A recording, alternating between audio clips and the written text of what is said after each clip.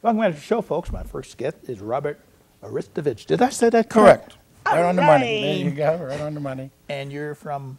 Precious Metals, DNA Precious Metals Recovery on Highway 372. Oh, here in Pahrump. Yep, here in Pahrump. Okay. Tell us a little something about those precious metals here and what's going on here with those.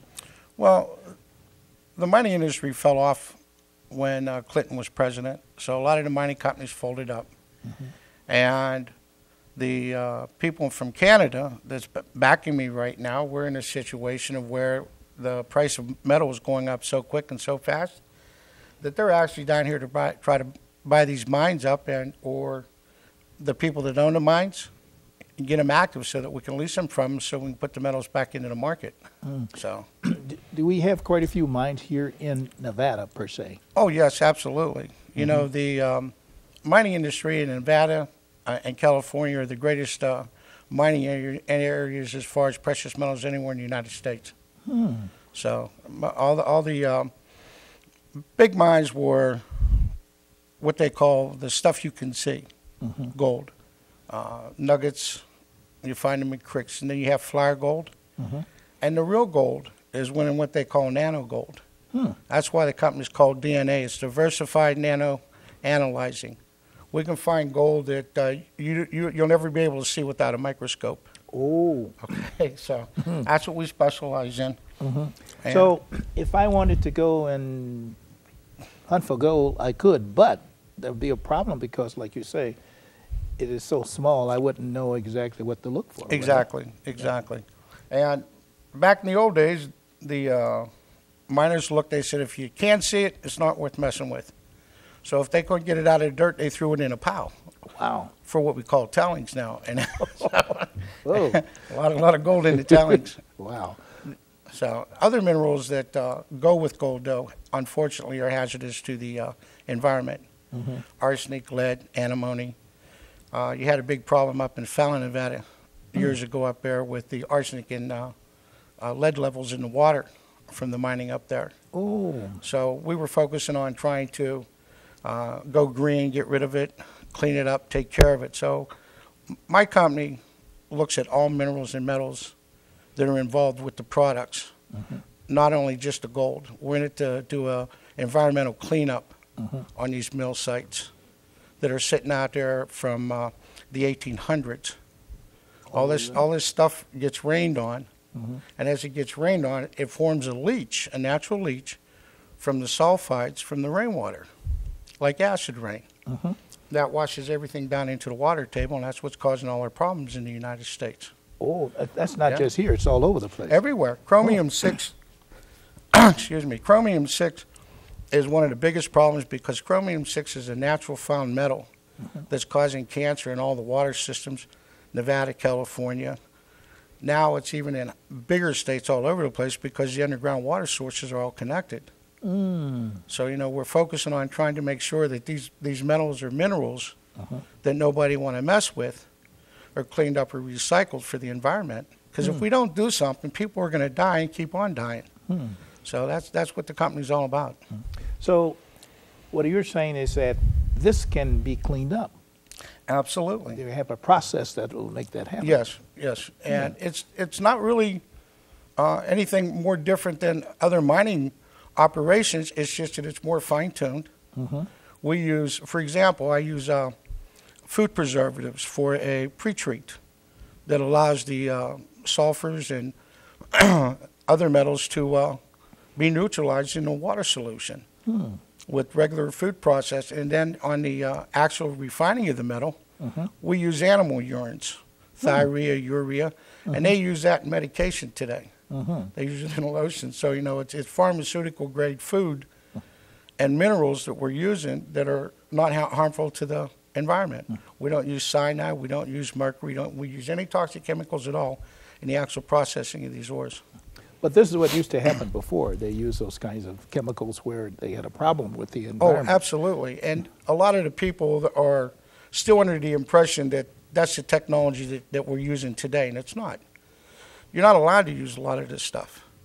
It's against the law to use certain types of chemicals and metals. Mining companies still do it, but it's because they fall into categories of, well, it's okay if you were doing it before what they call the grandfather clause.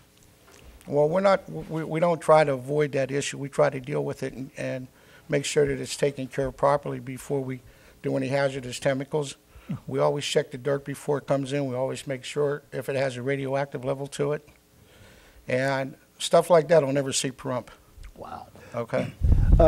Before I show you the medals, I'm going to ask you a little something about the ones that you brought here, okay. The rocks that you brought. And the pictures that you brought also, so that people get a general idea about what it looks like, what gold looks like in some of the rock forms, you know.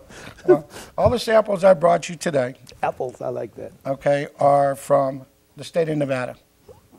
Okay, these are actual mines that I've worked on over the last 30 years. Wow. Okay, I've been in the mining business in Nevada since 1983. So.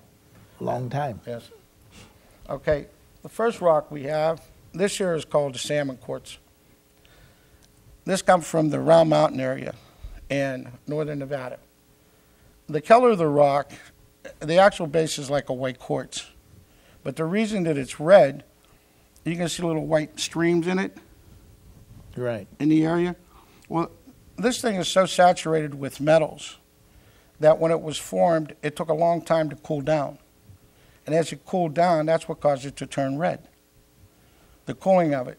The other metals in this rock, you feel the weight of it, how heavy it is. Whoa, that is heavy. Yes. Well, most of the gold is in those little white lines. You can actually see it right there. Oh, I do see something shiny in there. Right here in the center, okay? And this product is from drilling mud. Is what the common stuff that that they make from the product that they mine is drilling mud. But the quartz that's in mixed with it, that's frozen, actually has the gold. That's the gold ore body. Then, let me reach over here. This is the one that makes everybody happy. This is the actual gold rock here. Ooh. Okay, you can see it's called chalcopyrite or fool's gold. Okay, the reason they call it fool's gold is because people just think it's pyrite, doesn't think it's worth anything. But this has the flour micron gold in it. And you will find nuggets in this stuff, but very far and very few limited nuggets in this type of ore body. Along with this, when this rock was being made, this rock here was on the other side of it. This is called galena. Okay? It looks like silver. Yeah, it is. It's silver, lead, and gold, arsenic, antimony, bismuth, vanadium, all mixed together.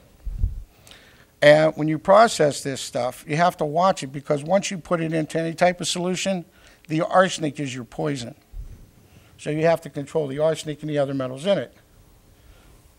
This here is called a peacock ore. If you can see the purple color to it, okay, that's the actual ore body mixture there, where gold and magnesium are mixed together with it, along with iron byproducts. This come out of central Nevada. This stuff here that I showed you before come out of anywhere in Nevada. There's about 15 or 20 different mines like this all up and down Nevada in the ore body sections.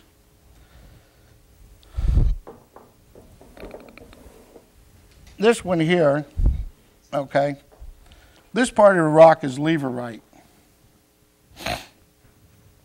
Leverite is a rock, if you find the leverite where you found it, okay? Leverite. Leverite there. But on this here, you see the white part, okay? This white part is rare earths. Rare earths is formed when you have a leverite rock here and a leverite rock on this side. There's two different rocks. And then another ore comes through it, and it creates a fracture. That's why this is thin. Oh, I see. Okay? And when it melts both sides of the rocks, it forms three different ore bodies into one that calls it rare earth. That's how rare earths are formed. This here is volcanic. If you're going up towards Reno, and you go past, get on the other side of Tonopah, And if you look off to the right-hand side, you'll see a big thing that looks like a volcano that's all tore apart. Okay? This here is part of that rock. This is volcanic ash. Okay? The volcanic ash, you can see the contact of it, where this stuff is, and that's where your vaporous gold is. That's gold that's been vaporized, and it got froze in the lava. So it's not really gold yet. It's a gaseous part of it. When we grind this up, we keep it ground up in a closed container. The food preservative lets it come back together again. Wow. Okay? And then you have your DNA, diversified nano-analyzing of the actual DNA of the ore. So, you want to show the pictures? You have some pictures now, I think. You brought some pictures. Those pictures here to show. Excuse me. About that. Now, what are we looking at here? What you're saying is the actual food preservative is in the 2 tanks to your left. Okay? On the right hand, those tanks there is what the solution's put into once it's been processed through with the ore. So when we separate the water from the dirt, the water goes back into those tanks to be refined, to take out the other metals, okay? Those are the actual tanks that we use for processing the concentrates, where we take thyrene and urine, 500-pound samples, and process them for approximately 24 hours. Okay, that's the scrubber that we have. That's a high-tech, it was built, but it's one of the best scrubbers ever built. When we have our furnaces on, you have gases coming out of it. All these metals, could be lead, could be arsenic, could be anything. It all goes through, and this is a sealed lab that we have where we do all the fire assaying and chemical analyzing it. All our chemicals are locked in that box there. That's the actual crusher where the dirt goes in. And if you look just off the left-hand side, you'll see a big wheel in the center of the picture. That's where we separate the water, the ore, and the gold. And on the lower left-hand side is the tank where we separate the water from the sludge and the mud and put the water back into the other tanks. That's the ore it takes up. We have 2 crushers, a big one, a smaller pulverizer one that actually do the dirt separation. It takes it from this rock that we had that you showed, any size rock, at 4 inches down to 400 mesh.